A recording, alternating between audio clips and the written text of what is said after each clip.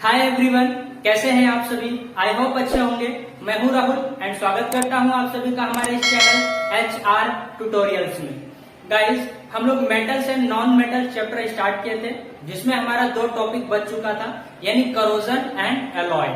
सो आज के इस वीडियो लेक्चर में हम लोग ये दोनों टॉपिक को कंप्लीट कर लेंगे, जिससे आपका पूरा चैप्टर पूरी तरीके से कंप्लीट हो जाएगा। चलो फ्रेंड्स, अभी समझते हैं हम लोग हमारा आज का टॉपिक। देखो, सबसे फर्स्ट हम लोग क्या पढ़ेंगे, करोजन।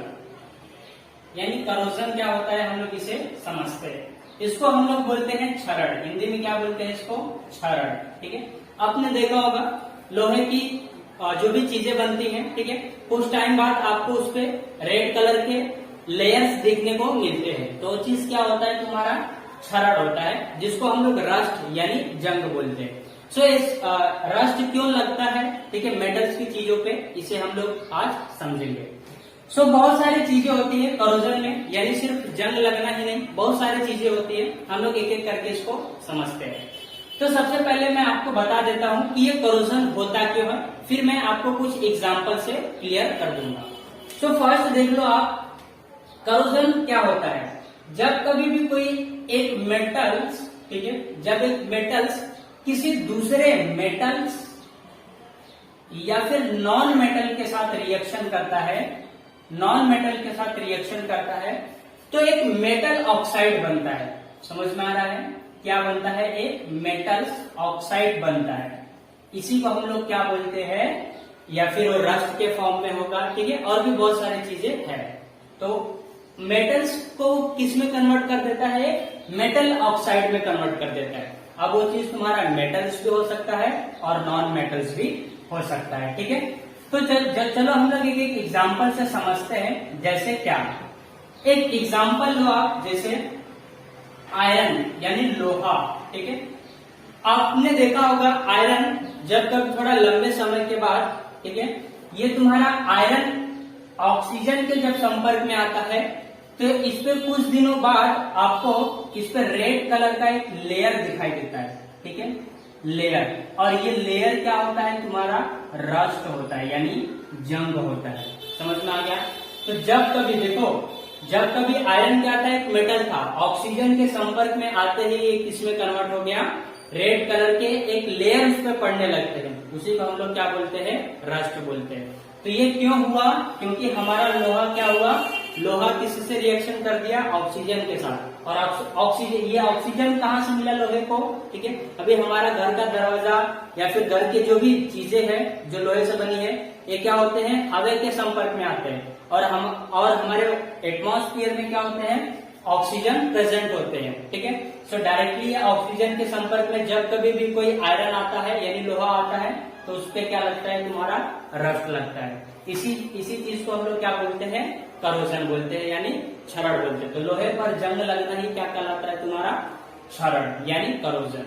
एक और एग्जांपल जिसे अगर आप देखोगे तो आपने देखा होगा कि जो कॉपर की चीजें होती है, ठीक है, कॉपर की चीजें जब इसके साथ कार्बन डाइऑक्साइड रिएक्ट करता है, तो कॉपर की जितनी भी चीजें हैं वो ग्रीन कलर में हो जाती है। समझ में आ रहा है, कौन से कलर में, ग्रीन कलर में हो जाती है। सो ऐसा क्यों होता है, आपने देखा होगा ग्रीन कलर के लेयर आने लगते हैं ना, तो ये क्यों आते हैं, क्योंकि इसके साथ कौन रिएक्शन कर लिया, कार्बन डाइऑक्साइड। कहाँ से आया कार्बन डाइऑक्साइड, तो हमारे एटमॉस्फेयर में आ जाते हैं कभी कभी। समझ में आ गया। तो कार्बन डाइऑक्साइड प्रेजेंट होते हैं एटमॉस्फेयर में, जिसकी वजह से क्या होता है, कॉपर की चीजें ये क्या करते हैं, कार्बन डाइऑक्साइड क्या करते हैं, कॉपर से रिएक्शन करने के बाद, यानी इनसे रिएक्ट होता है और ये कॉपर को कौन से कलर में कन्वर्ट कर देते हैं, ग्रीन कलर में। समझ में आया। सो इसी तरीके से एक और चीज है जिसको हम लोग बोलते हैं सिल्वर। सिल्वर जब कभी भी हाइड्रोजन सल्फेट के साथ आता है, ठीक है, हाइड्रोजन सल्फेट के साथ आता है, रिएक्शन करता है, तो ये सिल्वर को ब्लैक कलर में कन्वर्ट कर देता है।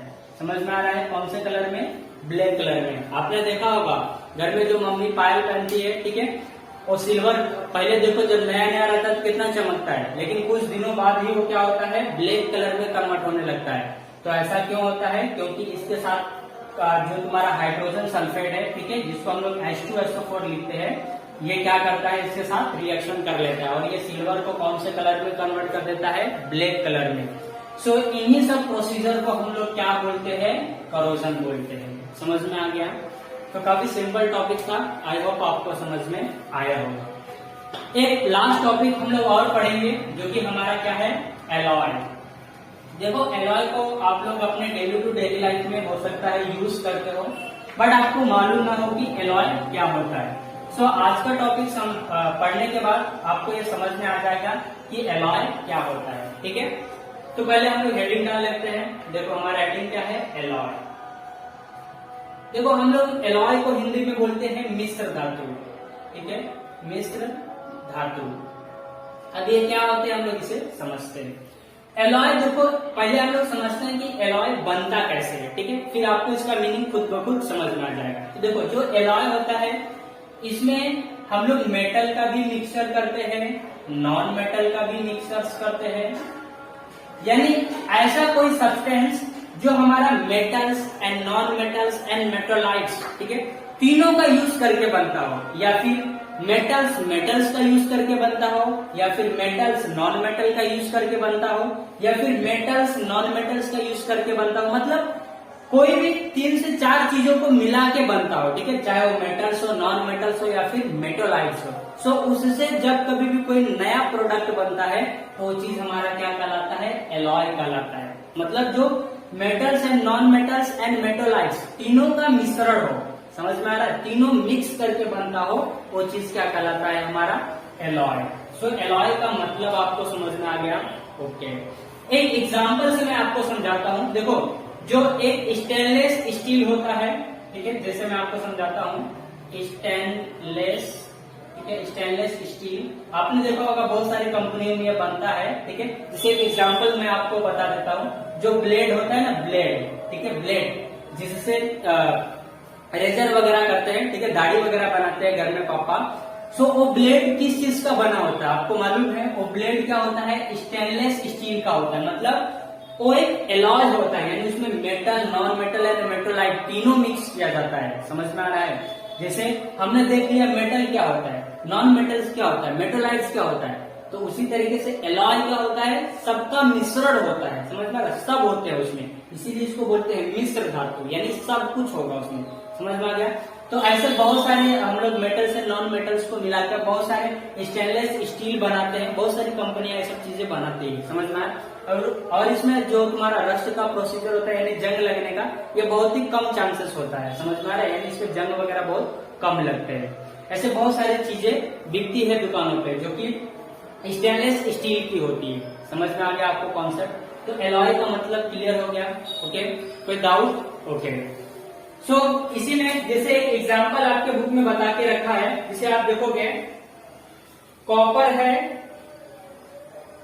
ठीक है, जैसे आप एग्जांपल देख लो, आपको एक मिश्र धातु बताया है, यानी एलॉय बना है। ठीक है, आयरन को मिलाया है, आयरन को, कार्बन को, आयरन, कार्बन, और क्या है, क्रोमियम, ठीक है,